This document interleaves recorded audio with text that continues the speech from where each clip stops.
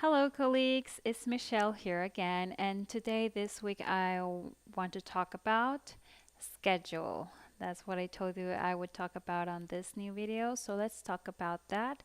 And I would also like to introduce a little bit of the material that I use, the props that I use when I teach, and so you can have an idea of what to acquire once you're hired. And maybe I can talk about the hardware, the equipment that you can use, and which one is the best when teaching.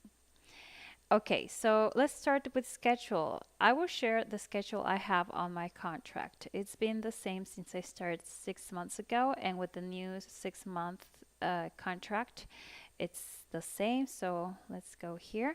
As you can see right here, my schedule is only 5 days a week from Tuesday to Saturday, and it's 7:56 to 21:06. Basically, this is 3 hours. This is 5:56. This would be Beijing time to 9:06.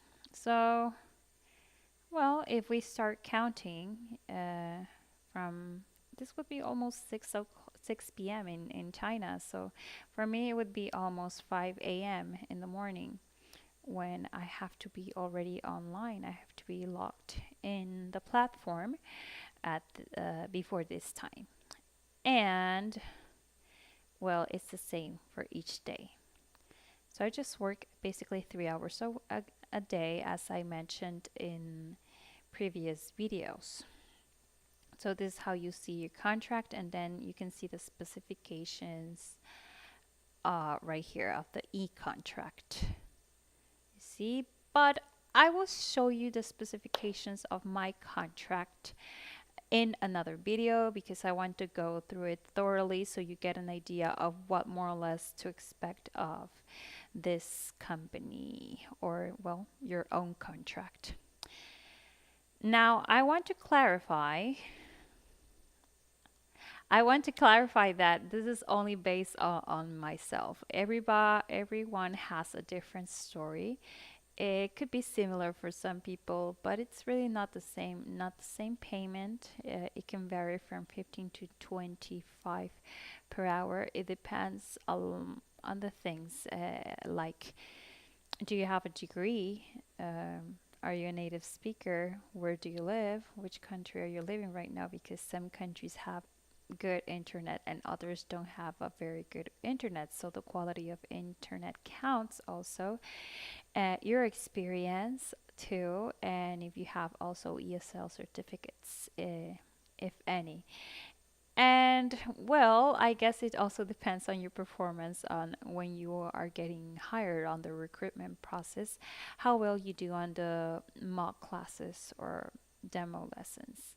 That also depends a lot on the how they are going to arrange your payment per hour, or also your petition of how more or less you would like to get paid per hour for teaching kids. Okay. So for me, it's $16 basically I get per hour, and for me it's fine since I'm living in Mexico. Converting dollars to pesos, it can make a good, decent living per month by just a part-time job, and for me it's fine. Maybe I can get in the future a raise, but it depends also on the performance and, well, of course, me asking for it, right? Or that them providing it without me asking for it based on my performance. And well, that's about it on this payment schedule thing. Now, my suggestions for your schedule would be that you should leave at least one resting day. Don't put your schedule from Monday to Sunday, and don't give yourself a resting day because in the long run, this any job can make you have like a tired head, tired mind, and maybe a tired body because you're sitting 3 straight hours. So in the long run, it can affect your health, your mental health, and your physical health. So I really suggest that you give yourself at least one rest day a week. And it depends on what days you want. For example, uh, for me, I was suggested that I should work at least one day from the weekend. So I decided to work Saturdays in the morning for me, which is evenings for them. Now, I think I've heard that they also provide lessons throughout the day. This means that they provide lessons to students in the morning and in the afternoon and evening. So that would be for Saturday and Sunday. Now, if you think this would be appropriate for you, maybe you could choose those 2 days a week to work a full day, right? To work morning, evenings, and afternoons for you too.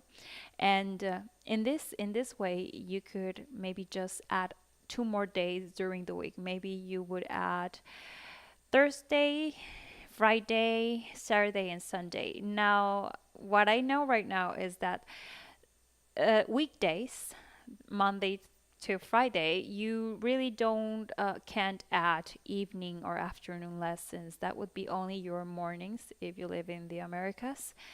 That's Beijing time 6 p.m. to 9 p.m.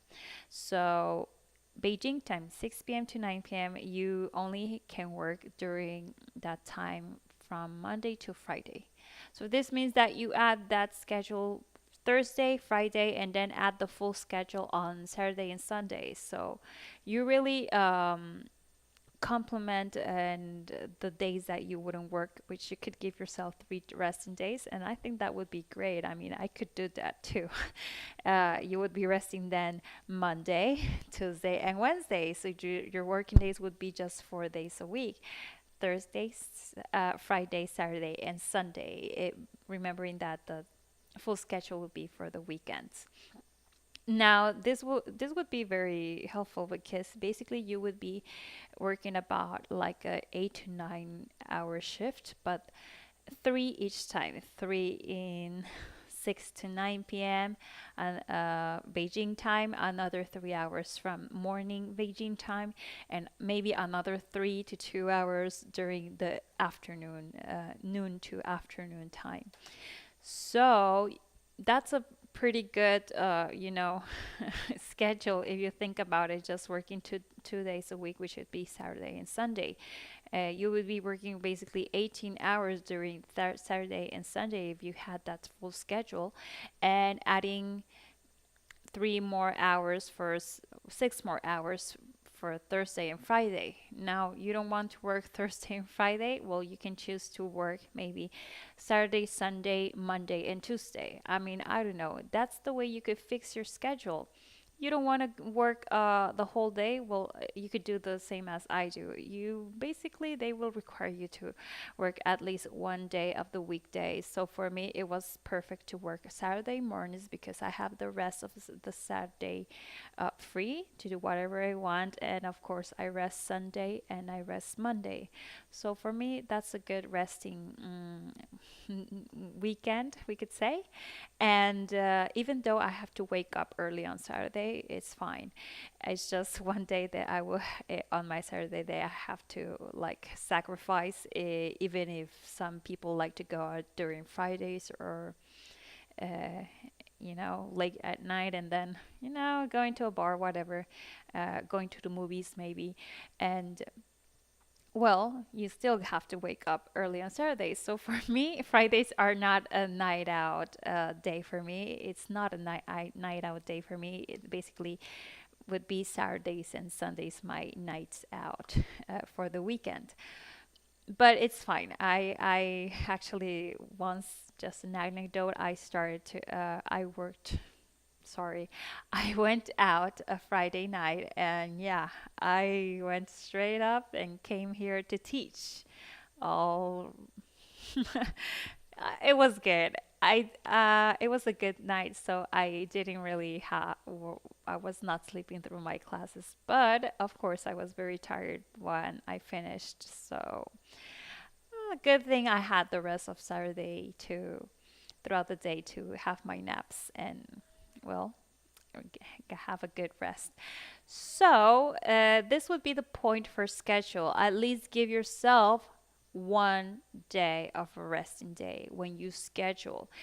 I don't know, it could be Dot ABC or it could be any other company that requires you to have a fixed schedule, which is basically the peak times that they have.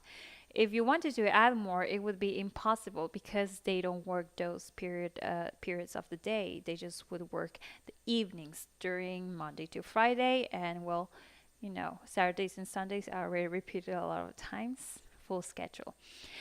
Now, what I would like us you to know is the equipment that you should have to teach in any online company. They require a high-speed internet connection, and they sometimes have their specifications of the minimum you should have. Okay, and well, for the equipment, I also suggest that you would get um, some headphones, but not the ones that have the little like hole plugged in. It's more like the USB connection. If you can acquire any of the headphones that have USB entry, those are the best. I'm not sure which would be the best brands, but the brands that I am using is Microsoft Live Chat. I'm not sure if you can see it there. So this is where I can manipulate the volume. And well, I bought these more than a year ago, and here they are working perfectly fine. So these are guaranteed that you shouldn't have any failures with these, and that the sound quality is good. I mean, I'm making this video with these right now, and if you hear, the sound quality is not that bad. Okay, and well, if you're using a desktop, make sure that the desktop has the minimum requirements, which any eh, company has written in their requirements section when you apply. In my case, I'm using one of these. Yeah, I'm using a desktop right now, and one of these.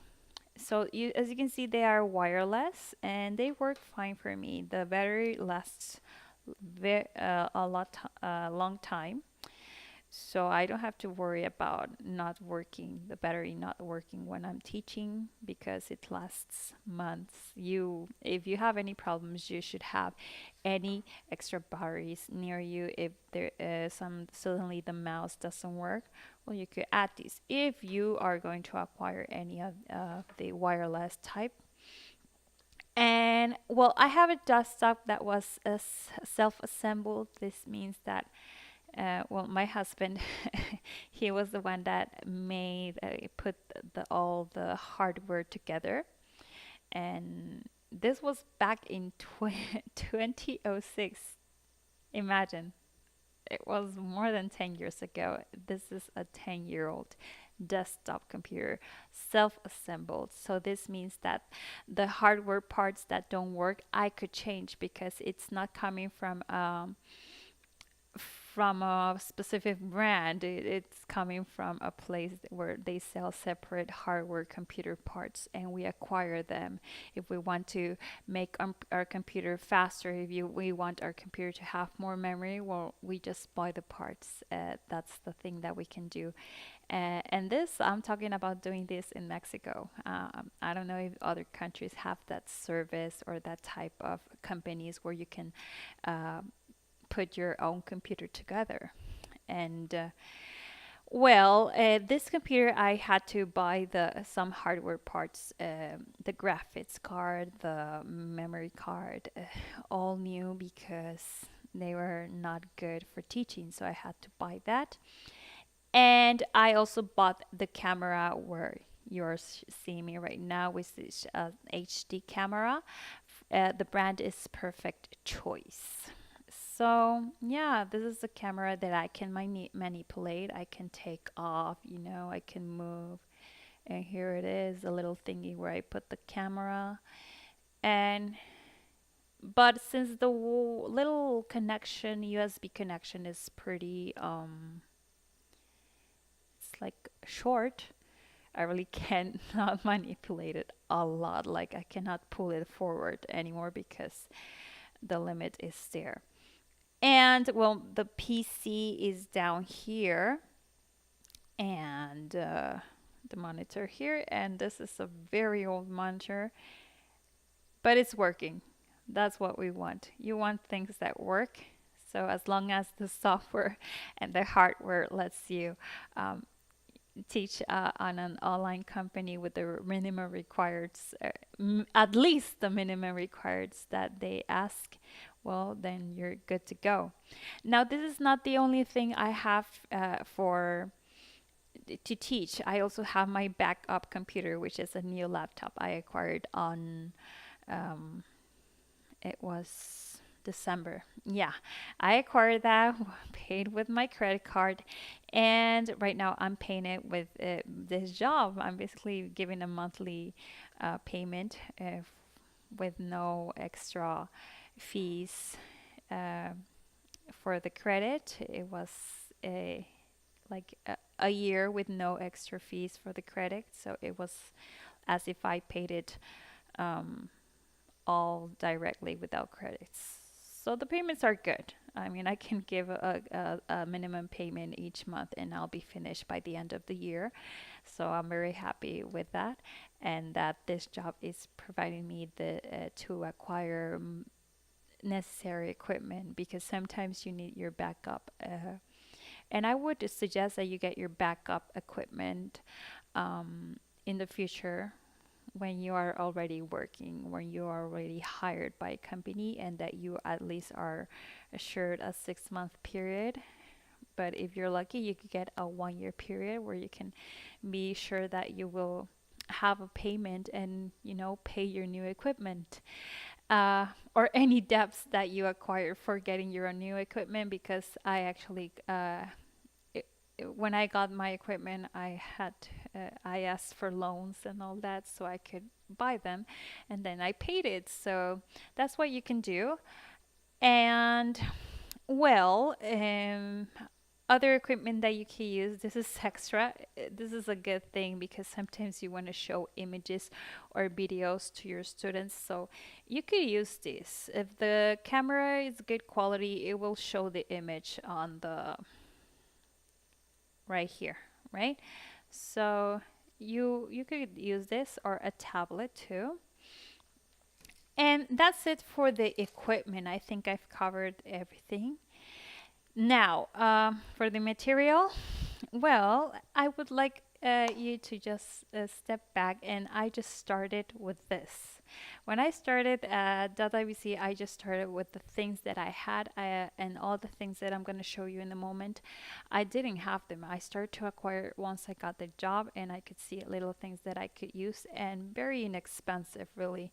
So I had this. I also had this that it was given to me by a student when I used to work at schools, private schools here in Mexico. So this was very useful too because I really uh, don't buy dolls or anything. I don't have children, so that was the hard part. If you don't have toys around your house, you don't have children that have toys. Well, you want to start with the things that you have. This was also a gift, so that's why I had it. I had it already in the closet. I also had this. So it's an ET stuffed doll. In this case, it's Mexican. So this was extra. I just put it on. But I had this doll, so I introduced ET to them. And you will be surprised that a lot of kids these days don't know who is ET. And also this little thing that I acquired that you could actually put in a pencil to hug. You see, very cute. And well, kids love that, and you do the voice of each little stuffed animal. For example, hello, I'm Fully. Can you say the ABC? So students start saying the ABC because sometimes they don't want to speak to you. So as soon as they see phase where they don't see the teacher, they start to get a little bit less shy and start speaking. And sometimes having these stuffed animals will be your good startup to acquire your props. And well, I think that is all that I had. Now, oh, I also had this little like porcelain hippo, and well, I use this and with when there's a zoo or there's a hippo on the slide on the material, I take out this animal, porcelain animal, which I don't remember if it was a gift or I acquired it, but I had it, so this could be curious for the kids, Mr. Hippo. And you want to provide names to the toys that you start acquiring, to the dolls or stuffed animals. For example, I named this doll Fully just because the brand of these dolls is called Fulanitos. So I thought, Fully. It was like this in the moment. Well, E.T. doesn't need another name, just E.T. And here, Donkey. I really don't have a name for this, just Donkey. Mr. Hippo and Mr. Snowman. I mean, just something that the kids can refer to them. And now, later on, I saw these little inexpensive things like this world glove, which is can fit in my hand. So this could be also useful when you're talking about places or you want to go, where are you from? Oh, China. You are from China. Say, I am from China. Repeat. And the little kid says, I am from China. So this is very useful for them to start speaking and saying where they are from. And the other stuff, for those who have watched this movie, I mean, you want to have the little doll, but you don't want to make the little doll talk or anything. But maybe you wouldn't want to use that. I really don't use it. Maybe I used it once. This one I got it on a town fair, playing. I don't know, the little gun games where you have to throw little things and you get a prize. So this was the little prize that I got. So here we have a monster, chocolate monster. I don't remember the name I put to this, but well, brownie monster maybe. Looks like a brownie. So here is, oh, okay. So that's what I could use. And what else? I got recently these dice. These are plastic dice. So these are very useful when you need to play like a kind of board game or any game that you think these would be useful. Get yourself a pair of these big dice because for kids it will be more attractive than just seeing the little ones. But if you have the little ones, we'll start with those. And I play a game with this that I throw it and I ask them, okay, you have to guess the number that is up here. So I show it like this and they guess, oh, 2. Are you sure? 1. Yay, it's 1. Bravo. So this is a way that I can do an icebreaker with the kids or just for them if I see them they're getting a little bit bored, they're yawning because maybe they're sleeping, it's late for them already. So I do this and then I get back on the lesson. Okay, and one of my favorites that I've been using a lot and that I loved was I got this not even in a toy store. I got this in like for those you might know 7-Eleven if you're from America, just a little convenience store. And there's a little section, this little convenience store where like the little stores that you go to the gas station, the gasoline, where you put gas to your car. So those little stores, I went inside and I saw these. And I always thought that this was very attractive This one is the one that I saw first. You know, these kind of dinosaur heads, where you have like candy right here that I have not really eaten, and well, you go like this, and the little mouth starts moving. Hello, hello, my name is Dino. So there you go. You make the voiceover for this, and the mouth moves. So this is very convenient to have the kids like pay attention to you, and you can really put your face in front of it, and it seems like the dinosaur has the body with the uniform. In this case, my uniform is a blue, light blue T-shirt. And then I saw this one and I had to buy it too. And it was less than $5. So I same has some candy. So like this, it starts speaking, or you could make the sound of a dog barking, ruff, ruff, ruff, and stuff like that. Or okay, now I'm gonna listen to you, and you put the little ear up and make the little doll listen, and you can talk about his tie, or you know, stuff that you think will be useful to use these kind of things with your lessons. So this one is my recent acquirement, and I love them. These are cool. I hope I can get other kind of faces with these. Maybe a cat or something that could be out there. And what else? I also have some flashcards that I bought very inexpensive, less than $3, maybe $1.50. So these are with the numbers from 1 to 20. I got also fruit flashcards. So I put them in order, and I can make some little games. I like to make a game with them that is called like where is the.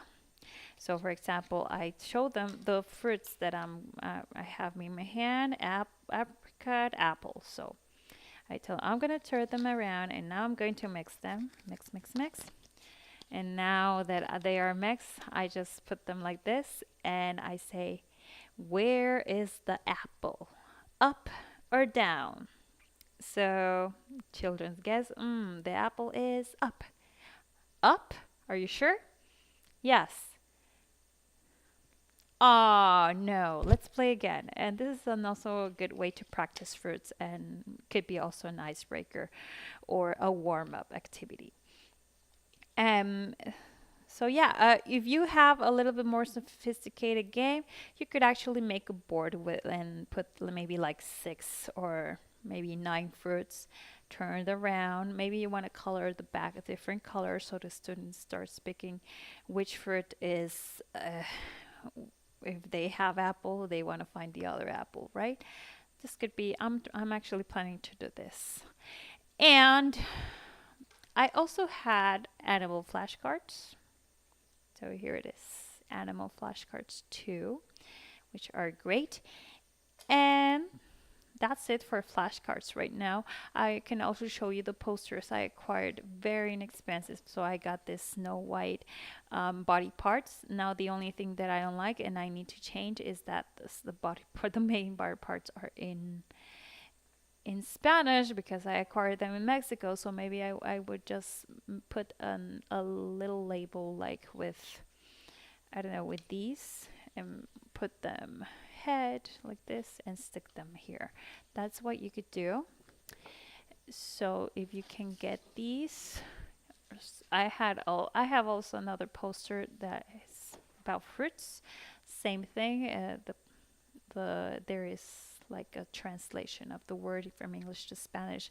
So I really should erase that to make them more meaningful and not have the student focus on the other Spanish word and say, hey, what's that word?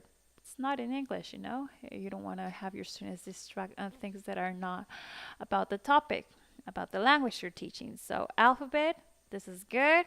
Although there is a Spanish alphabet here, which this is the only one that's been added. This is the extra one in Spanish, but right here is the English version, so you could sing the alphabet song with this.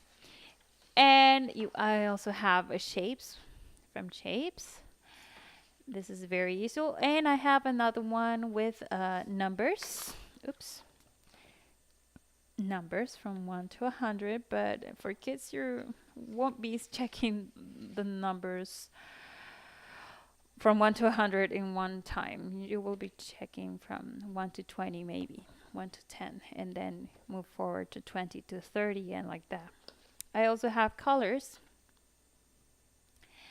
and that's it. These were very inexpensive. I maybe had they were less than $3 or $3 from with all of those.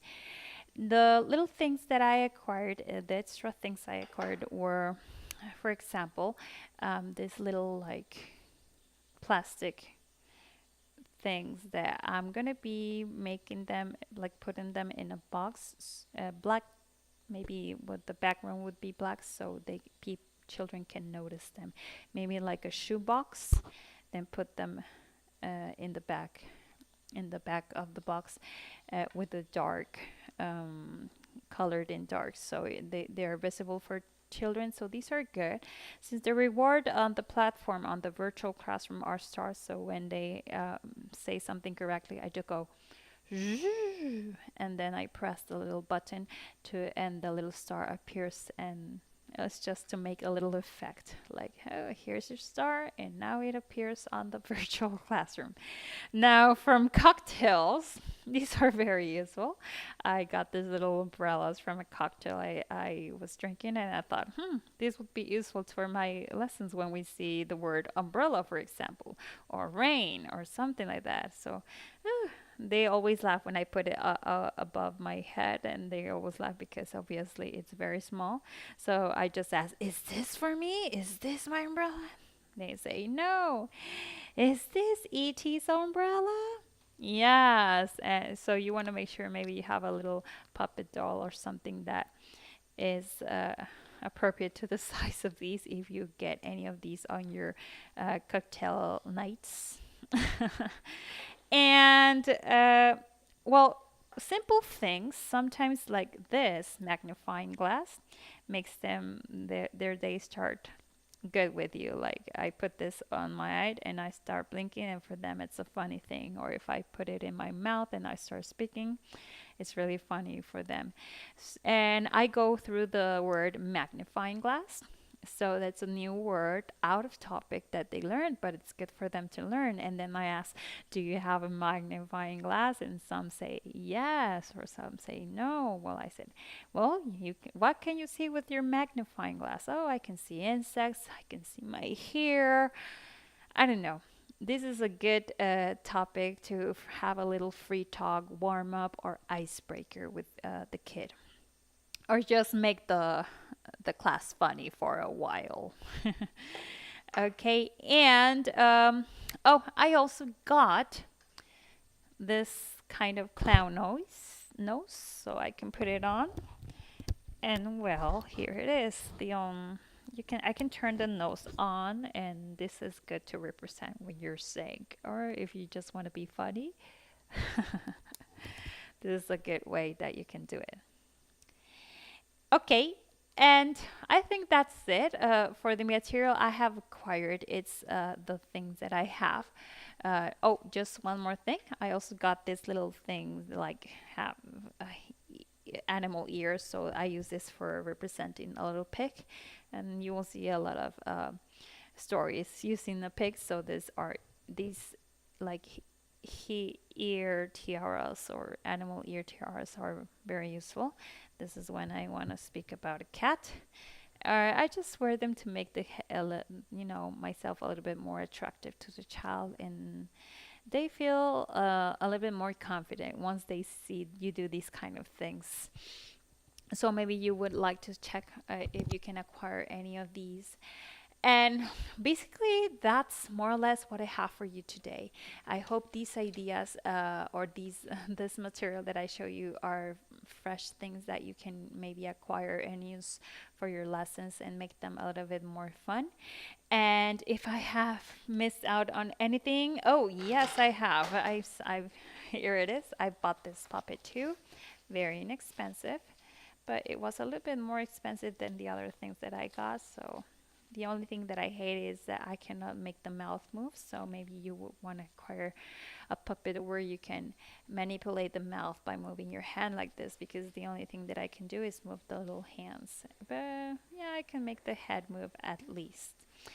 And maybe if you know how to play a musical instrument, it would be great to have them from the little periods of time that you need to sing or learn a song with along with them, or them along with you. So I have this drum, but it's basically a plastic drum, so it doesn't make a lot of music sounds. So maybe just to have the beat, but that's it. If you know how to maybe play a flute or the guitar even, with these, the music and the sounds come through very nicely. If you have it close to the microphone, then these are very good. And that's it. If you have any other kind of games, for example, this is a good way. Look at this game, and this is typical to have these in Mexico. So the idea is that this thing moves up if it was appropriate. So it's like a snake thingy. I don't know how to call it. It really is stress. It's also pretty cool for adults. So this is a good also like object that you can talk with your student, like saying, do you have these in your country, your city? Yes, no. Look at it, look how it works, and that's a good way. The same as a magnifying glass, it just brings a good warm up icebreaker topic. It's not really something that makes your student get into a topic such as flashcards or a poster. And well, I think I have covered everything for now. One of the last things I suggest you is to have a whiteboard, at least on your back, where you can write a hello, the name of your student. Hello, Charlie, for example. And that you make the class a little bit more meaningful for them, that you are aware of their name and you wrote them their name on the back. That can be also very nice. So I have this on my back, and I have the little markers right here next to me, so I use them. And I've just started using the board, and it's been great. They enjoy watching something different from just watching the slides or even just watching you. They start staring at another thing, so you catch their attention. So these are things that you can do. And that's it. I think that I have covered everything that I've been using for my .ibc lessons. And I think these are great things that you can use at any company where it's focused to teach kids.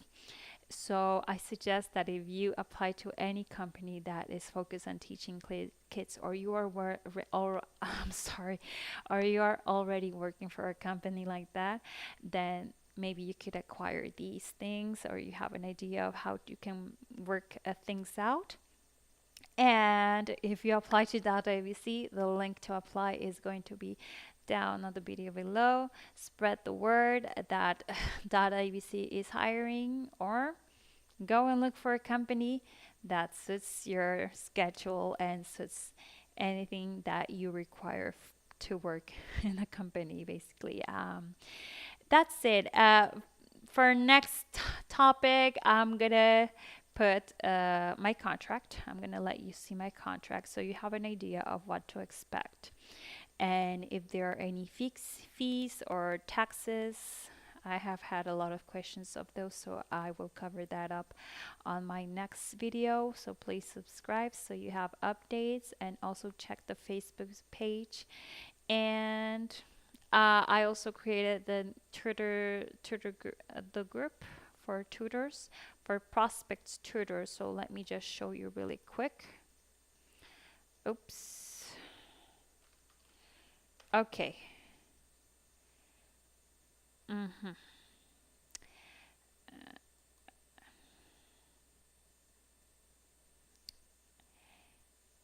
So it's the name of the group is ESL Prospect Tutors for .abc. These are for people that basically want to know about the opportunity or are already working for the company. If you are not interested in this company, uh, I just suggest that you really don't apply because there's no reason for you to be in a group that you're not interested in the company which is aimed for.